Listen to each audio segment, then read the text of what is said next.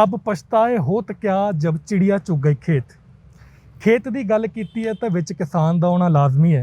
किसानां दी हालात तो जग जाहिर हो चुकी है। पूरे देश के जिहड़े किसान है सड़कों ते ने। ये सड़कों ते क्यों ने? बीते दिनी सरकार ने जिहड़े 3 ऑर्डीनेंस है जिन्होंने किसानी ऑर्डीनेंस का नाम दिता गया, लोक सभा तो बाद 2 बिल जिहड़े राज्य सभा में भी पास हो चुके हैं। हुण सिर्फ राष्ट्रपति साहब की मोहर लगनी बाकी है, उस तो बाद एक कानून दे विच तब्दील हो जाएंगे।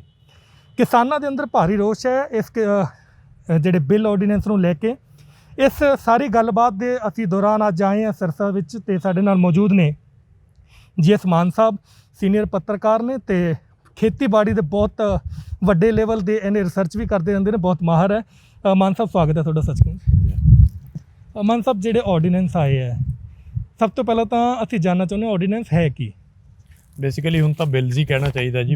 ਪ੍ਰੈਜ਼ੀਡੈਂਟ ਸਾਹਿਬ ਦੇ ਸਿਗਨੇਚਰ ਤੋਂ ਬਾਅਦ ਜਿਹੜੇ ਜੂਨ ਦੇ ਪਹਿਲੇ ਹਫਤੇ 'ਚ ਕਰੋਨਾ ਦੇ ਚੱਲਦੇ ਹੋਏ ਆਰਡੀਨੈਂਸ ਰੂਟ ਨਾਲ ਆਏ, ਪਹਿਲੀ ਗੱਲ ਤਾਂ ਉਹ ਸ਼ੰਕਾ ਪੈਦਾ ਹੋਈ ਕਿਸਾਨਾਂ 'ਚ ਕਿ ਇੰਨੀ ਕੀ ਐਮਰਜੈਂਸੀ ਸੀ। ਆਰਡੀਨੈਂਸ ਆਪਾਂ ਸਾਰੇ ਜਾਣਦੇ ਹਾਂ ਕਿ ਕੌਂਸਟੀਟਿਊਸ਼ਨ 'ਚ ਇੱਕ ਪ੍ਰਾਵਧਾਨ ਹੈ ਕਿ ਜਦੋਂ ਕੋਈ ਬਹੁਤ ਸੰਕਟ ਆ ਜਾਏ ਦੇਸ਼ ਤੇ ਪਾਰਲੀਮੈਂਟ ਸੈਸ਼ਨ 'ਚ ਨਾ ਜਾ ਸਕੇ, ਜਿਵੇਂ ਕਿ ਦੂਸਰੇ ਦੇਸ਼ ਨਾਲ ਕੋਈ ਲੜਾਈ ਦਾ ਖਤਰਾ ਜਾਂ ਦੇਸ਼ ਦੇ ਅੰਦਰ ਕੋਈ ਖਲਬਲੀ ਹੋ ਜਾਏ, ਉਦੋਂ ਆਰਡੀਨੈਂਸ ਆਉਂਦੇ। ਜਦੋਂ ਇਹ ਆਰਡੀਨੈਂਸ ਆਏ ਤਾਂ ਜਦੋਂ ਜਿਵੇਂ ਕਿਸਾਨਾਂ ਨੂੰ ਪਤਾ ਲੱਗਿਆ, ਉਹਨਾਂ ਦੇ ਮੱਥੇ 'ਤੇ ਸ਼ਿਕਨ ਆ ਗਈ ਕਿ ਇਹ ਪਾਰਲੀਮੈਂਟ 'ਚ ਆਉਣੇ ਚਾਹੀਦੇ ਸੀ ਬਿੱਲ, ਸਾਡੇ ਨਾਲ ਸਲਾਹ ਮਸ਼ਵਰਾ ਹੋਣਾ ਚਾਹੀਦਾ ਸੀ।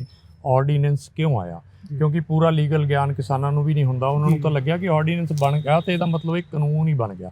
ਹਾਲਾਂਕਿ ਇਹਦੇ 'ਚ ਬਾਅਦ ਵਾਲੀਆਂ ਪ੍ਰਕਿਰਿਆ ਜਿਹੜੀਆਂ ਤੁਸੀਂ ਦੱਸੀਆਂ ਉਹ ਹੋਣੀਆਂ ਸੀ ਤੇ ਉਹ ਵੀ ਹੋ ਗਈਆਂ। ਤੇ ਰਾਸ਼ਟਰਪਤੀ ਸਾਹਿਬ ਦੇ ਸਿਗਨੇਚਰ ਤਾਂ ਹੋ ਹੀ ਜਾਂਦੇ ਆ, ਕਦੇ ਹੀ ਹੁੰਦਾ ਹੈ ਕਿ ਉਹ ਬਿੱਲ ਨੂੰ ਵਾਪਸ ਕਰਦੇ ਆ। ਆਰਡੀਨੈਂਸਿਸ ਜਿਹੜੇ 3 ਆਏ, ਤਿੰਨਾਂ ਨੂੰ ਕਿਸਾਨਾਂ ਦਾ ਨਾਮ ਲੈ ਕੇ ਦੱਸਿਆ ਜਾ ਰਿਹਾ ਹੈ, ਲੇਕਿਨ ਜਦੋਂ ਜੂਨ ਦੇ ਪਹਿਲੇ ਹਫਤੇ 'ਚ ਕੇਵਲ ਇੱਕ ordinance essential commodities amendment act ਨੂੰ ਪ੍ਰਚਾਰ ਪ੍ਰਸਾਰ ਕੀਤਾ ਗਿਆ ਮੀਡੀਆ ਅਖਬਾਰਾਂ ਦੇ ਰਾਹੀਂ ਕਿ ਇੱਕ ਬੜਾ ਅੱਛਾ ਇੱਕ ਆਰਡੀਨੈਂਸ ਆਇਆ ਹੈ ਜਿਹੜਾ ਕਿਸਾਨਾਂ ਦੇ ਲਈ ਬਹੁਤ ਲਾਹੇਵੰਦ ਹੋਏਗਾ। ਉਹ ਆਰਡੀਨੈਂਸ ਕੁਝ ਲੋਕਾਂ ਨੇ ਪੜ੍ਹਿਆ ਤੇ ਉਹ ਭੰਡਾਰਨ ਨੂੰ ਲੈ ਕੇ ਸੀਗਾ, ਨਾ ਕਿ ਕੋਈ ਸਿੱਧੀ ਕਿਸਾਨੀ ਨੂੰ ਲੈ ਕੇ। ਤੇ ਜਿਵੇਂ ਕਿ ਤੁਸੀਂ ਆਪਣੇ ਹਰਿਆਣੇ ਪੰਜਾਬ ਦੀ ਗੱਲ ਕਰੀਏ ਤਾਂ ਇੱਥੇ ਭੰਡਾਰਨ ਕਰਨ ਦੀ ਸ਼ਮਤਾ, ਚਾਹੇ ਕਿਸਾਨ ਛੋਟਾ ਹੈ ਚਾਹੇ ਵੱਡਾ ਹੈ, ਵੱਡਾ ਤਾਂ ਅਸਲ 'ਚ ਕੋਈ ਹੈ ਵੀ ਨਹੀਂ, ਉਹਦੀ ਨਹੀਂ ਹੈ ਅੱਜ ਦੇ ਦਿਨ।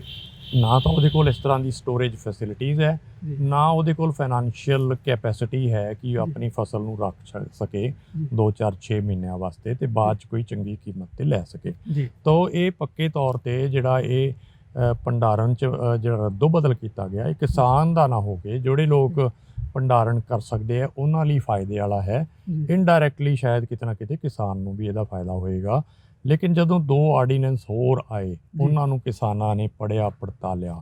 ਆਰਡੀਨੈਂਸ ਇੱਕ ਬੜਾ ਵੱਡਾ ਲੀਗਲ ਡਾਕੂਮੈਂਟ ਹੁੰਦਾ ਹੈ ਜਿਹਨੂੰ ਮੈਂ ਤਾਂ ਇਹ ਕਹੂੰਗਾ ਕਿ ਪਹਿਲੀ ਦ੍ਰਿਸ਼ਾ ਤਾਂ ਐਡਵੋਕੇਟ ਵੀ ਪੜ੍ਹ ਕੇ ਨਹੀਂ ਸਮਝ ਸਕਦੇ, ਕਿਉਂਕਿ ਉਹ ਲਾਗੂ ਹੁੰਦਾ ਹੈ। ਲਾਗੂ ਹੋਣ ਤੋਂ ਬਾਅਦ ਉਹਦੇ ਚੰਗੇ ਜਾਂ ਬੁਰੇ ਪ੍ਰਭਾਵ ਸਾਹਮਣੇ ਆਉਂਦੇ ਹੈ। ਇਸ ਕਰਕੇ ਇਸ 'ਤੇ ਅਲੱਗ-ਅਲੱਗ ਐਕਸਪਰਟ ਵਿਊਜ਼ ਆ ਰਹੇ ਆ ਟੈਲੀਵਿਜ਼ਨ 'ਤੇ। ਕੋਈ ਇਹਨੂੰ ਬੜੀ ਕੌਨਫੀਡੈਂਸ ਨਾਲ ਅੱਛਾ ਦੱਸ ਰਿਹਾ ਹੈ, ਕੋਈ ਬੜੇ ਕੌਨਫੀਡੈਂਸ ਨਾਲ ਇਹਨੂੰ ਮਾੜਾ ਦੱਸ ਰਿਹਾ ਹੈ। ਐਸਾ ਵੀ ਨਹੀਂ ਹੁੰਦਾ ਕਿ ਕੋਈ ਵੀ ਕਾਨੂੰਨ ਜਾਂ ਬਿੱਲ ਸਮੁੱਚੇ ਤੌਰ 'ਤੇ ਹੀ ਬੁਰਾ ਹੋਏ ਜਾਂ 100% ਹੀ ਪਰਫੈਕਟਲੀ ਅੱਛਾ ਹੋਏ, ਮਿਲਿਆ ਜੁਲਿਆ ਹੁੰਦਾ। ਇਹ ਆਰਡੀਨੈਂਸਿਸ ਵਿੱਚ ਵੀ ਮਿਲੀਆਂ ਜੁਲੀਆਂ ਗੱਲਾਂ ਹੈ, ਕੁਝ ਕੰਮ ਦੀਆਂ ਵੀ ਹੈ ਤੇ ਕੁਝ ਨਹੀਂ ਵੀ ਕੰਮ ਦੀਆਂ। ਇਹਨਾਂ ਨੂੰ ਪੜ੍ਹਨ ਤੋਂ ਬਾਅਦ ਜਿਵੇਂ ਜਿਵੇਂ ਕਿਸਾਨਾਂ ਨੇ ਤੁਹਾਨੂੰ ਦੇਖਿਆ ਹੋਵੇਗਾ ਕਵਰ ਕੀਤਾ, ਪ੍ਰਦੇਸ਼ ਭਰ ਵਿੱਚ ਵੀ ਹੋਇਆ, ਅੱਗੇ ਸੁਣਿਆ ਕੋਈ ਰਾਸ਼ਟਰੀ ਲੈਵਲ 'ਤੇ ਵੀ ਹੋਣੀ ਹੈ। ਉਦੋਂ ਪਹਿਲਾਂ ਇਹ ਛੋਟੇ-ਛੋਟੇ ਜ਼ਿਲ੍ਹੇ ਤੇ ਤਹਿਸੀਲ ਦੇ ਸਤਰ 'ਤੇ ਪ੍ਰਦਰਸ਼ਨ ਹੋਏ।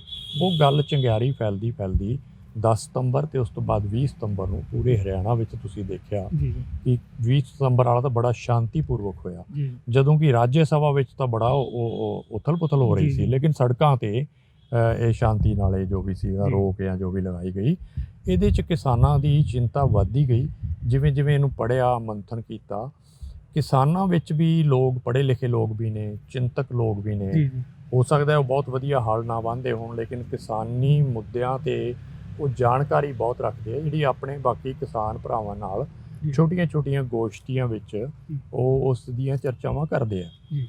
ਇਹਨਾਂ ਤੋਂ ਇਹ ਸਾਰਿਆਂ ਨੇ ਨਿਚੋੜ ਕੱਢਿਆ ਕਿ ਅਜੇ ਕਿਉਂਕਿ ਇਹ ਬਿੱਲ ਨਹੀਂ ਬਣੇ ਤਾਂ ਇਹਦੇ ਵਿੱਚ ਇੱਕ ਗੱਲ ਦੀ ਤਾਂ ਬਹੁਤ ਵੱਡੀ ਕਮੀ ਹੈ ਕਿ ਮੰਨ ਲਿਆ ਇਹ 'ਚ ਕੰਟਰੈਕਟ ਫਾਰਮਿੰਗ ਦੀ ਕਲਾਸ ਹੈ, ਇਹਦੇ 'ਚ FPOs ਬਣਾਉਣ ਦੀ ਗੱਲ ਹੈ, ਜਿਸ ਨੂੰ ਆਪਾਂ ਕਹਿੰਦੇ ਹਾਂ ਕਿ ਫਾਰਮਰ ਪ੍ਰੋਡਿਊਸਰ ਆਰਗੇਨਾਈਜੇਸ਼ਨ, ਇਹਦੇ 'ਚ ਕੁਝ ਹੋਰ ਵੀ ਜਿਵੇਂ ਪ੍ਰਾਈਵੇਟ ਲੋਕ ਖਰੀਦ ਸਕਣਗੇ, ਉਹਨਾਂ ਦੇ ਉੱਤੇ ਮੰਡੀ ਦੀ ਮਾਰਕੀਟ ਕਮੇਟੀ ਦਾ ਟੈਕਸ ਨਹੀਂ ਲੱਗੇਗਾ। 2 ਤੋਂ 6% ਅਲੱਗ-ਅਲੱਗ ਸਟੇਟਸ ਦਾ, ਜਿੱਥੇ ਜਿੱਥੇ ਹੈਗੀ APMC ਮਾਰਕੀਟ, ਜਿੱਥੇ ਹੈ ਨਹੀਂ ਉੱਥੇ ਪਹਿਲਾਂ ਹੀ ਨਹੀਂ ਹੈ, ਉੱਥੇ ਤਾਂ ਪਹਿਲਾਂ ਹੀ ਓਪਨ ਸੇਲ ਹੁੰਦੀ ਹੈ। ਇਹਨਾਂ ਚੀਜ਼ਾਂ ਤੋਂ ਇਲਾਵਾ ਕਿਸਾਨ ਨੂੰ ਚਿੰਤਾ ਇਹ ਹੋਈ ਕਿ ਜਿਹੜਾ MSP ਸਿਸਟਮ ਹੈ ਤੇ ਜਿਹੜੀ ਸਰਕਾਰੀ ਮੰਡੀਆਂ APMC ਮਾਰਕੀਟਸ, ਇਹ ਜਿਹੜੇ 3 ਆਰਡੀਨੈਂਸਿਸ ਹੈ, ਇਹਦੇ ਵਿੱਚ ਇਹਨਾਂ ਦਾ ਜ਼ਿਕਰ ਤਾਂ ਕਰਦੇ ਹੈ, ਲੇਕਿਨ ਇਹਨਾਂ ਦੇ ਬਰਕਰਾਰ ਰਹਿਣ ਦੀ ਗਰੰਟੀ ਦਾ ਜ਼ਿਕਰ ਨਹੀਂ ਕਰਦੇ ਕਿ MSP ਬਰਕਰਾਰ ਰਹੇਗੀ ਤੇ APMC ਮਾਰਕੀਟਸ ਕਿਸੇ ਵੀ ਸ਼ਰਤ ਤੇ ਨਹੀਂ ਹਟਾਈਆਂ ਜਾਣਗੀਆਂ। ਇੱਥੇ ਵਰਨਣਯੋਗ ਹੈ ਕਿ ਜਿਹੜੀਆਂ APMC ਮਾਰਕੀਟਸ ਹੈ, ਇਹ ਸਟੇਟ ਇਸ਼ੂਜ਼ ਹੈ, ਇਸੇ ਕਰਕੇ ਪੂਰੇ ਦੇਸ਼ 'ਚ ਨਹੀਂ ਹੈ। ਹਰਿਆਣੇ ਪੰਜਾਬ 'ਚ ਹੈਗੀਆਂ। ਹਰਿਆਣੇ ਪੰਜਾਬ 'ਚ ਹਰਿਆਣਾ ਬਣਨ ਤੋਂ ਵੀ ਪਹਿਲਾਂ ਸਰ ਛੋਟੂ ਰਾਮ ਦਾ ਇਹ ਡ੍ਰੀਮ ਪ੍ਰੋਜੈਕਟ ਸੀਗਾ ਕਿ ਇਹ ਮੰਡੀਆਂ ਬਣਾਈਆਂ ਜਾਣ ਤਾਂ ਕਿ ਕਿਸਾਨ ਇੱਕ ਜਗ੍ਹਾ ਆ ਕੇ ਇਕੱਠਾ ਹੋ ਕੇ ਆਪਣਾ ਖੇਤੀਬਾੜੀ ਸੰਬੰਧਿਤ ਕੇਵਲ ਵਿਕਰੀ ਨਹੀਂ, ਹੋਰ ਵੀ ਸੰਬੰਧਿਤ ਚੀਜ਼ਾਂ ਉਸ ਮਾਰਕੀਟ 'ਚ ਮਿਲਣਗੀਆਂ। ਜਿਸ ਤਰ੍ਹਾਂ ਹੋਰ ਚੀਜ਼ਾਂ ਦੀ ਅਲੱਗ-ਅਲੱਗ ਮਾਰਕੀਟ ਹੁੰਦੀ ਹੈ, ਕੋਈ ਕੱਪੜਾ ਮਾਰਕੀਟ ਹੁੰਦੀ ਹੈ, ਕੋਈ ਇਲੈਕਟ੍ਰੋਨਿਕਸ ਦੀ ਹੁੰਦੀ ਹੈ, ਇਹ ਕਿਸਾਨਾਂ ਦੀ ਮਾਰਕੀਟ ਸੀਗੀ। ਇਹਦੇ 'ਚ ਹੁਣ ਇਹ ਵੀ ਕਿਹਾ ਜਾ ਰਿਹਾ ਹੈ ਕਿ ਸਰ ਛੋਟੂ ਰਾਮ ਦਾ ਜਿਹੜਾ ਡ੍ਰੀਮ ਸੀਗਾ, ਉਸ 'ਤੇ ਹੁਣ ਸੂਰਜ ਜਿਹੜਾ ਹੈ ਹੁਣ ਢਲਣ ਵਾਲਾ ਹੈਗਾ। ਇਹ ਗੱਲ ਕਿਸਾਨਾਂ 'ਚ ਚੱਲਦੀ ਹੈ, ਮੀਡੀਆ 'ਚ ਕਦੇ ਆਉਂਦੀ ਹੈ ਜਾਂ ਨਹੀਂ ਆਉਂਦੀ। ਇਹ ਚਿੰਤਾਵਾਂ ਨੂੰ ਲੈ ਕੇ ਕਿਸਾਨਾਂ ਨੇ ਪਹਿਲਾਂ ਤਾਂ ਇਹ ਕਿਹਾ ਜੀ ਇਹ ਤੁਸੀਂ ਚੋਰ ਰਸਤੇ ਨਾਲ ਆਰਡੀਨੈਂਸਿਸ ਲੈ ਕੇ ਆਏ ਹੋ, ਇਹਨਾਂ ਨੂੰ ਰੱਦ ਕਰ ਦਿਓ ਤੇ ਬਿੱਲ ਦੀ ਸ਼ਕਲ 'ਚ ਨਵੇਂ ਸਵਰੂਪ 'ਚ ਲੈ ਕੇ ਆਓ, ਕਿਸਾਨਾਂ ਨਾਲ ਗੱਲਬਾਤ ਕਰਕੇ ਟੇਬਲ 'ਤੇ। ਹਾਲੇ ਤੱਕ ਮੈਨੂੰ ਕੋਈ ਐਸੇ ਕਿਸਾਨ ਨਹੀਂ ਮੈਂ ਲੱਭ ਸਕਿਆ ਜਿਨ੍ਹਾਂ ਨੂੰ ਸਰਕਾਰ ਨੇ ਕਿਸੇ ਮੀਟਿੰਗ ਵਿੱਚ ਬੁਲਾ ਕੇ ਇਹਨਾਂ ਬਾਰੇ ਦੱਸਿਆ ਹੋਏ, ਪੁੱਛਿਆ ਹੋਏ। ਪੋਲੀਟੀਕਲ ਕਿਸਾਨਾਂ ਦੀ ਗੱਲ ਮੈਂ ਨਹੀਂ ਕਰਦਾ, ਹੋ ਸਕਦਾ ਕੋਈ 5-7 ਪੈਨਲ 'ਤੇ ਹੋਣ ਵੀ, ਲੇਕਿਨ ਆਮ ਕਿਸਾਨ ਕੋਈ ਐਸਾ ਨਹੀਂ ਹੈ ਜਿਹੜਾ ਮੈਨੂੰ ਦੱਸ ਸਕਦਾ ਹੋਏ ਕਿ ਮੈਂ ਇਸ ਮੀਟਿੰਗ ਵਿੱਚ ਹਿੱਸਾ ਲਿਆ। ਉਹ ਜਦੋਂ ਇਹ ਪਤਾ ਲੱਗਿਆ ਹੌਲੀ ਹੌਲੀ ਕਿ ਇਹ ਆਰਡੀਨੈਂਸਿਸ ਸਰਕਾਰ ਹਟਾਉਣਾ ਨਹੀਂ ਚਾਹੁੰਦੀ, ਇਹ ਬਿੱਲ ਦੇ ਤੌਰ 'ਤੇ ਜਾਣਗੇ, ਪਹਿਲਾਂ ਲੋਕ ਸਭਾ ਵਿੱਚ ਫਿਰ ਰਾਜ ਸਭਾ ਵਿੱਚ, ਤੇ ਬਣਨਗੇ ਕਿਉਂਕਿ ਜਿਸ ਤਰ੍ਹਾਂ ਮੈਂ ਤੁਹਾਨੂੰ ਦੱਸਿਆ ਕਿ ਕੁਝ ਲੋਕ ਸਮਝਦੇ ਆ ਕਿ ਇਹ ਪ੍ਰੋਸੈਸ ਕੀ ਹੁੰਦਾ ਪੋਲੀਟੀਕਲ, ਕਿ ਹੁਣ ਸ਼ਾਇਦ ਇਹ ਡਰਾਫਟ ਜਿਹੜੇ ਆਰਡੀਨੈਂਸ ਬਣ ਗਏ ਇਹ ਸ਼ਾਇਦ ਬਦਲੇ ਨਹੀਂ ਜਾਣਗੇ, ਬਦਲੇ ਜਾ ਸਕਦੇ ਆ ਪਰ ਬਦਲੇ ਨਹੀਂ ਜਾਣਗੇ। ਕਿ ਸਰਕਾਰ ਦੀ ਮਨਸ਼ਾ ਲੋਕਾਂ ਨੂੰ ਕਿਤੇ ਨਾ ਕਿਤੇ ਨਜ਼ਰ ਆ ਰਹੀ ਸੀ। ਤੇ ਕਿਸਾਨਾਂ ਨੇ ਇੱਕ ਗੱਲ ਨਵੀਂ ਜੋੜ ਲਈ ਕਿ ਸਾਨੂੰ ਇਹ 3 ਜਿਹੜੇ ਹੈਗੇ ਹੈ ਜਿਨ੍ਹਾਂ ਨੂੰ ਕਿਸਾਨ ਭਲਾਈ ਦੇ ਦੱਸਿਆ ਜਾ ਰਿਹਾ ਹੈ, ਸਾਨੂੰ ਇਹ ਮਨਜ਼ੂਰ ਹੈ, ਬਸ਼ਰਤੇ ਕਿ ਇੱਕ ਚੌਥਾ ਆਰਡੀਨੈਂਸ, ਬਿੱਲ ਨਹੀਂ ਆਰਡੀਨੈਂਸ ਹੋਰ ਲਿਆਂਦਾ ਜਾਵੇ ਜਿਹਦੇ ਵਿੱਚ 2-3 ਸ਼ਰਤਾਂ ਕਿਸਾਨਾਂ ਦੀਆਂ ਮੰਨ ਲਓ, ਬਾਕੀ ਅਸੀਂ ਸਾਨੂੰ ਇਹ ਕਬੂਲ ਹੈ। ਉਹ ਸ਼ਰਤਾਂ ਸਭ ਤੋਂ ਪਹਿਲੇ ਸੀ ਕਿ minimum support price MSP guaranteed ਹੋਏ, ਨਾ ਕੇਵਲ ਸਰਕਾਰੀ ਖਰੀਦ ਏਜੰਸੀਆਂ ਤੇ ਬਲਕਿ ਕੋਈ ਪ੍ਰਾਈਵੇਟ ਜਿਹੜੀ ਪਾਰਟੀ ਵੀ, ਪ੍ਰਾਈਵੇਟ ਏਜੰਸੀ ਵੀ ਖਰੀਦਦੀ ਹੈ, ਚਾਹੇ ਉਹ ਇੱਕ ਵਿਅਕਤੀ ਹੈ, ਇੱਕ ਕੰਪਨੀ ਹੈ ਜਾਂ ਇੱਕ ਕਾਰਪੋਰੇਸ਼ਨ ਹੈ, ਉਸ 'ਤੇ ਵੀ ਇਹ ਇੱਕ ਕੀ ਇਹਨੂੰ ਕਹਾਂਗੇ ਆਪਾਂ ਪੰਜਾਬੀ ਵਿੱਚ ਕਿ ਕੰਪਲਸ਼ਨ ਹੋਏ ਕਿ MSP ਤੋਂ ਨੀਚੇ ਨਹੀਂ ਖਰੀਦੇਗਾ। ਇੱਕ ਉਹਨਾਂ ਨੇ ਹੋਰ ਗੱਲ ਜੋੜੀ ਕਿਸਾਨਾਂ ਨੇ ਕਿ ਜੇ ਕੋਈ ਨੀਚੇ ਵੇਚੇਗਾ ਤਾਂ ਇਹਨੂੰ ਜੁਰਮ ਮੰਨਿਆ ਜਾਏ ਤੇ ਉਹ ਜੁਰਮ ਦਾ ਦੰਡ ਵੀ ਹੋਏ, ਕਿ ਇਸ ਤਰ੍ਹਾਂ ਦੀ ਕੋਈ ਕੋਸ਼ਿਸ਼ ਵੀ ਨਾ ਕਰੇ। ਕਿ ਕਾਨੂੰਨ ਤਾਂ ਹੀ ਪਾਲਣਾ ਹੁੰਦੀ ਹੈ ਜੇ ਉਹਦੇ ਨਾਲ ਕੋਈ ਦੰਡ ਦੀ ਵਿਵਸਥਾ ਹੋਵੇ। ਲਾਸਟਲੀ ਉਹਨਾਂ ਨੇ ਇਹ ਜੋੜਿਆ ਕਿ ਇਕੱਲਾ ਇਹ ਮਹਿਜ ਅਨਾਊਂਸਮੈਂਟ ਨਾ ਹੋਏ ਕਿ ਇੰਨੀ MSP ਹੈ, ਇਸ 'ਤੇ ਕਿਸਾਨ ਦੀ ਉਤਪਾਦ ਨੂੰ ਖਰੀਦਿਆ ਵੀ ਜਾਏ ਤਾਂ ਗੱਲ ਇਹ ਪੂਰੀ ਹੁੰਦੀ ਹੈ। ਕਿਸਾਨ ਦੀ ਇਹ ਮੰਗ ਲਗਾਤਾਰ ਪ੍ਰਬਲ ਹੁੰਦੀ ਜਾ ਰਹੀ ਹੈ, ਖਾਸ ਕਰਕੇ ਨਾਰਥ ਇੰਡੀਆ ਵਿੱਚ, ਹਰਿਆਣਾ, ਪੰਜਾਬ ਜਾਂ ਰਾਜਸਥਾਨ ਜਾਂ ਕੁਝ UP ਦੇ ਹਿੱਸਿਆਂ 'ਚ ਜਾਂ ਦਿੱਲੀ ਦੇ ਆਸ-ਪਾਸ ਦੇ ਪਿੰਡਾਂ 'ਚ, ਜਿੱਥੇ ਜਿੱਥੇ APMC ਮਾਰਕੀਟਸ ਹੈਗੀਆਂ। ਜਿੱਥੇ ਨਹੀਂ ਹੈ ਉੱਥੇ ਮੈਂ 2006 ਵਿੱਚ ਦੱਸ ਰਿਹਾ ਕਿ ਬਿਹਾਰ 'ਚ ਹੁੰਦੀ ਸੀ, 2006 ਵਿੱਚ ਉਹਨਾਂ ਨੇ ਨਿਰਸਤ ਕਰ ਦਿੱਤੀ, ਉੱਥੇ APMC ਮਾਰਕੀਟਸ ਨਹੀਂ ਹੈ। ਉਹਨਾਂ ਲੋਕਾਂ ਨੂੰ ਹੁਣ ਇਸ ਚੀਜ਼ ਦਾ ਨਹੀਂ ਪਤਾ, ਇਹਦਾ ਲਾਭ ਨੁਕਸਾਨ, ਲੇਕਿਨ ਹਰਿਆਣੇ ਪੰਜਾਬ ਨੂੰ ਇਹਦਾ ਲਾਭ ਨਿਸ਼ਚਿਤ ਤੌਰ 'ਤੇ ਹੋਇਆ। ਤੁਸੀਂ ਕਿਸੇ ਹੋਰ ਵੱਡੇ ਵਡੇਰੇ ਕਿਸਾਨ ਨੂੰ ਪੁੱਛ ਕੇ ਦੇਖੋ ਕਿ ਪਹਿਲਾਂ ਕੀ ਸਿਸਟਮ ਸੀ ਤੇ ਮੰਡੀਆਂ ਤੋਂ ਬਾਅਦ ਕੀ ਸਿਸਟਮ ਆਇਆ। ਤੇ ਬਿਹਾਰ 'ਚ ਜਿਸ ਪ੍ਰਕਾਰ ਤੁਸੀਂ ਕਿਹਾ ਖਤਮ ਕੀਤੀ ਗਈ, ਤਾਂ ਹੀ ਮਜ਼ਦੂਰ ਜਿਹੜੇ ਪੂਰੇ ਦੇਸ਼ 'ਚ ਸਰਵਾਈਵ ਹੁੰਦੇ ਆ, ਡਟ ਜਾਂਦੇ ਆ ਆਪਦੀ ਮਿਹਨਤਾਂ ਦੇ ਲਈ। ਕੀ ਅਗਰ ਇੱਥੇ ਹੋਏਗੀ, ਪਹਿਲੀ ਗੱਲ ਤਾਂ ਹੁਣ ਤਾਂ ਸਾਈਨ ਕਰਨੀ ਬਾਕੀ ਹੈ, ਹਾਲਾਤ ਉੱਦਾਂ ਦੇ ਬਣ ਸਕਦੇ ਬਿਹਾਰ ਨੂੰ ਕਿ ਜਿਹੜੇ ਛੋਟੇ ਕਿਸਾਨ ਹੈ, ਮਜ਼ਦੂਰ ਕਿਸਾਨ ਹੈ ਜਿਹੜੇ, ਉਹਨਾਂ ਨੂੰ ਵੀ ਐਂ ਬਾਹਰ ਜਾਣਾ ਪਏ? ਇਹਦੇ 'ਚ ਦੇਖੋ, ਇੱਕ ਤੁਸੀਂ ਗੱਲ ਕੱਲ੍ਹ ਪਰਸੋਂ ਦੇ ਸੁਣ ਰਹੇ ਹੋ ਕਿ ਸਾਡੇ ਸਟੇਟ ਦੇ ਲੀਡਰ ਵੀ ਤੇ ਪ੍ਰਧਾਨ ਮੰਤਰੀ ਸਾਹਿਬ ਵੀ, ਕ੍ਰਿਸ਼ੀ ਮੰਤਰੀ ਸਾਹਿਬ ਵੀ ਕਹਿ ਰਹੇ ਹੈ कि MSP किसी भी कीमत पर ख़त्म नहीं होगी। जी साढ़े इत्थों ਦੇ लोग दावेदारी भी कर रहे हैं कि हमारे रहते MSP ख़त्म होगी ਹੂੰ, तो हम ਅਸਤੀਫਾ ਦੇ ਦੇंगे, ਜੀ ਕਿਉਂਕਿ ਇਹਦੇ 'ਚ ਕਿਤੇ ਲਿਖਿਆ ਹੀ ਨਹੀਂ ਕਿ MSP ਖ਼ਤਮ ਹੋ ਜਾਣੀ ਹੈ। ਜੀ ਇਹ ਤਾਂ ਇੱਕ ਇਹਦਾ ਇਨਡਾਇਰੈਕਟ ਸਾਈਡ ਇਫੈਕਟ ਹੈ ਜਿਹੜਾ ਤੁਰੰਤ ਨਹੀਂ ਹੋਣਾ, ਜੀ, ਜਿਵੇਂ ਤੁਰੰਤ ਇਹਦੇ ਲਾਭ ਨਹੀਂ ਹੋਣੇ ਜੀ ਇਸ ਤਰ੍ਹਾਂ ਹੀ ਤੁਰੰਤ ਨੁਕਸਾਨ ਨਹੀਂ ਹੋਣਾ। ਜੀ ਇਹ ਓਵਰ ਦਾ ਟਾਈਮ ਕੁਝ ਸਾਲਾਂ ਵਿੱਚ ਹੌਲੀ ਹੌਲੀ ਖਤਮ ਇਸ ਤਰ੍ਹਾਂ ਹੋਣੀ ਹੈ ਜੀ। ਕਿਉਂਕਿ ਮਾਰਕੀਟ ਕਮੇਟੀ ਦੇ ਯਾਰਡਸ ਜਿਹਨੂੰ ਆਪਾਂ ਮੰਡੀ ਕਹਿੰਦੇ ਆ ਉਹਦੇ ਵਿੱਚ ਟੈਕਸ ਲੱਗਣਾ ਹੈ ਤੇ ਬਾਹਰ ਨਹੀਂ ਲੱਗਣਾ।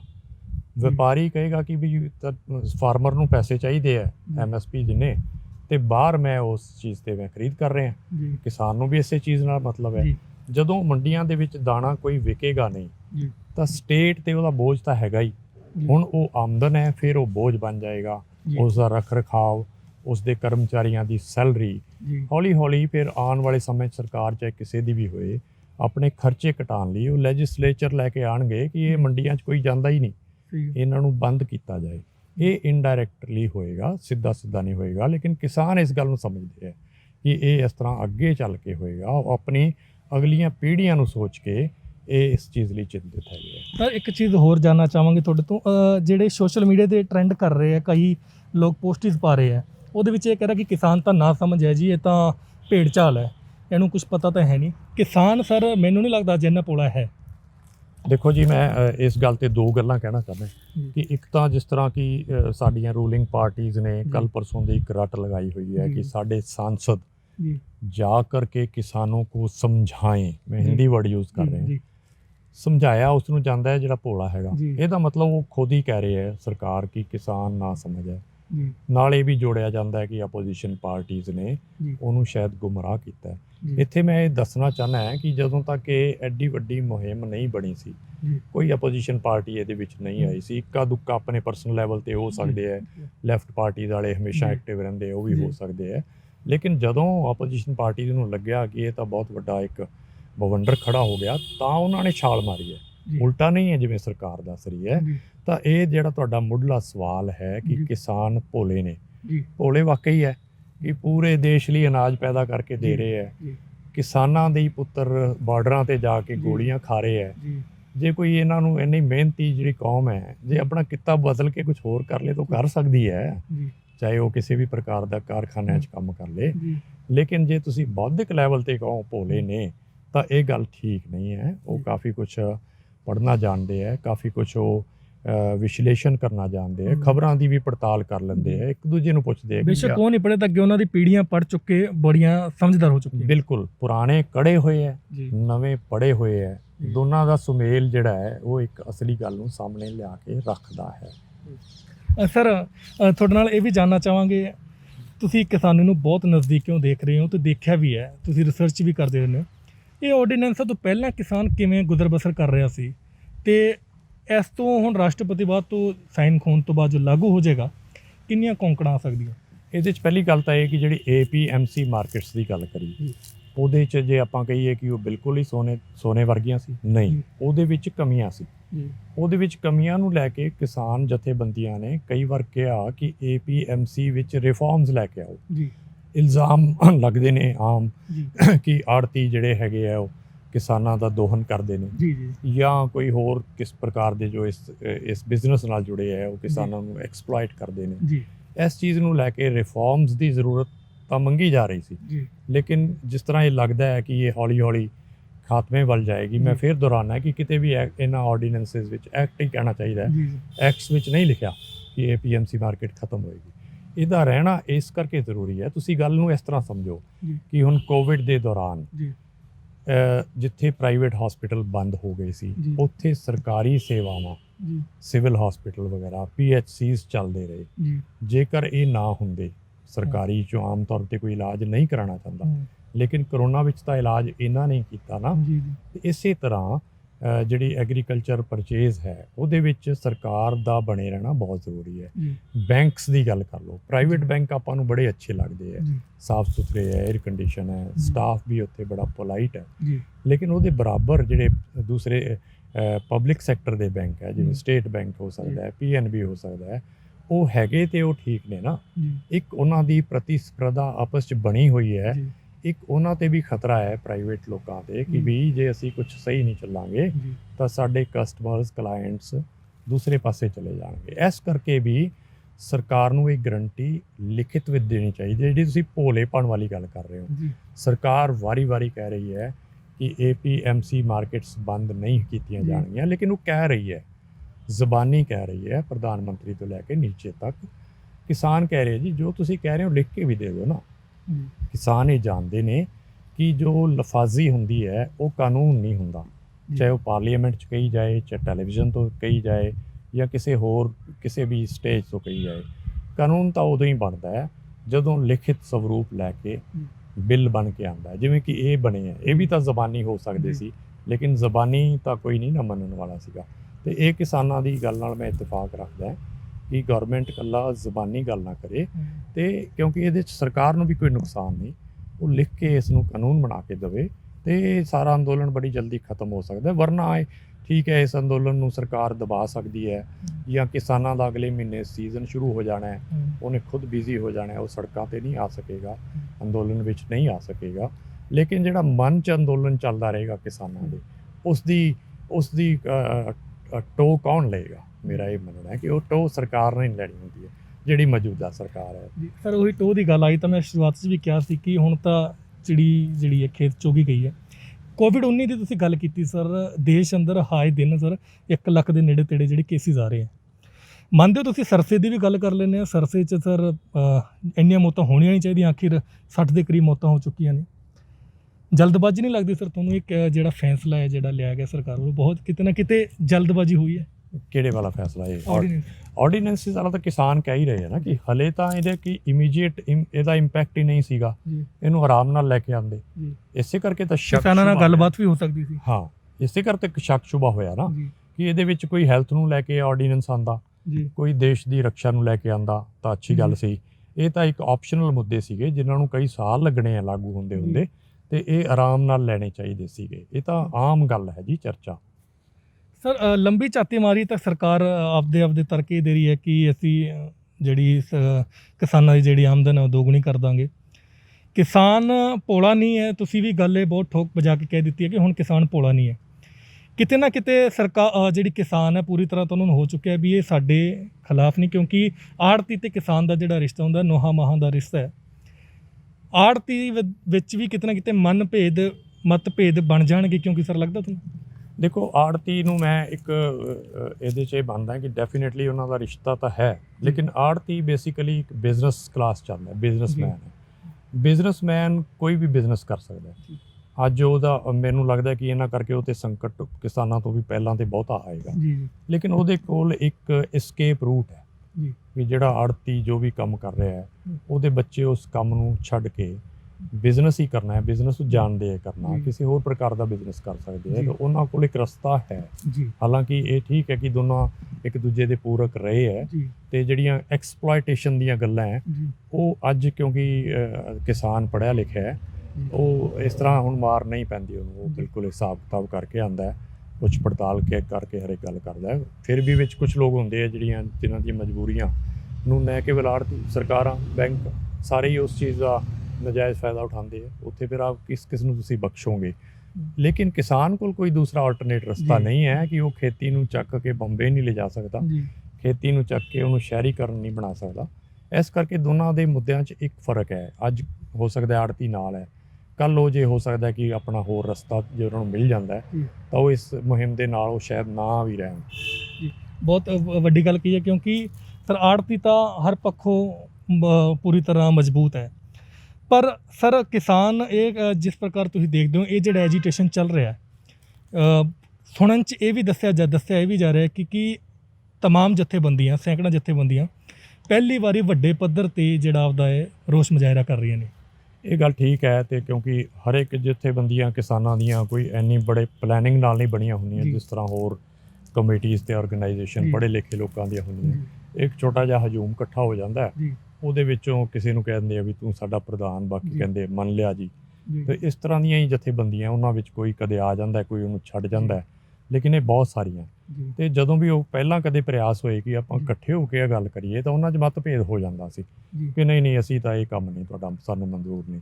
ਕੋਈ ਆਰਗੈਨਿਕ ਦੀ ਫੇਵਰ ਕਰਦਾ ਕੋਈ ਨਹੀਂ ਕਰਦਾ, ਜੀ। ਉਸ ਤੇ ਮਤਭੇਦ ਹੋ ਜਾਂਦਾ ਸੀ। ਇਸ ਮਾਮਲੇ 'ਚ ਘੱਟੋ ਘੱਟ ਹਰਿਆਣਾ ਪੰਜਾਬ ਦੀਆਂ ਜਥੇਬੰਦੀਆਂ ਜੀ। ਇੱਕ ਪਲੇਟਫਾਰਮ ਤੇ ਆਈਆਂ। ਜੀ। ਕੀ ਤੁਹਾਨੂੰ ਇਹ ਲੱਗਦਾ ਹੈ ਕਿ ਇਹ ਰਾਜਨੀਤਿਕ ਇਸ਼ਾਰਿਆਂ ਤੇ ਇਹ ਲੋਕ ਕਿਸਾਨ ਜਿਹੜੇ ਫੌਜੀ ਵੀ ਹੁੰਦੇ ਆ ਕਿ ਇਕੱਠੇ ਹੋ ਸਕਦੇ ਆ? ਜੀ। ਨਹੀਂ, ਇਹ ਸ਼ਾਇਦ ਉਹਨਾਂ ਨੂੰ ਇੱਕ ਕਾਮਨ ਪੀੜਾ ਸੀ, ਜੀ। ਇਸ ਕਰਕੇ ਉਹ ਇਕੱਠੇ ਆਏ।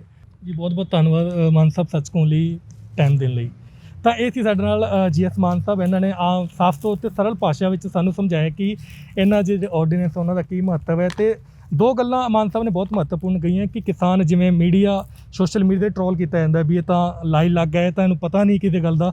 ਕਿਸਾਨ ਅੱਜ ਭੋਲਾ ਨਹੀਂ ਹੈ, ਕਿਸਾਨ ਨੂੰ ਹਰ ਗੱਲ ਦਾ ਪਤਾ ਹੈ, ਪੂਰੀ ਤਰ੍ਹਾਂ ਸਮਝੇ। ਬੇਸ਼ੱਕ ਉਹ ਅਨਪੜ੍ਹ ਹੈ, ਲੇਕਿਨ ਉਹਨਾਂ ਦੀਆਂ ਜਿਹੜੀਆਂ ਪੀੜ੍ਹੀਆਂ ਨੇ ਉਹ ਪੜ੍ਹੀਆਂ ਲਿਖੀਆਂ, ਸੋਚ ਸਮਝ ਕੇ ਧਰਨੇ ਮੁਜ਼ਾਹਰੇ ਕਰ ਰਹੇ ਨੇ।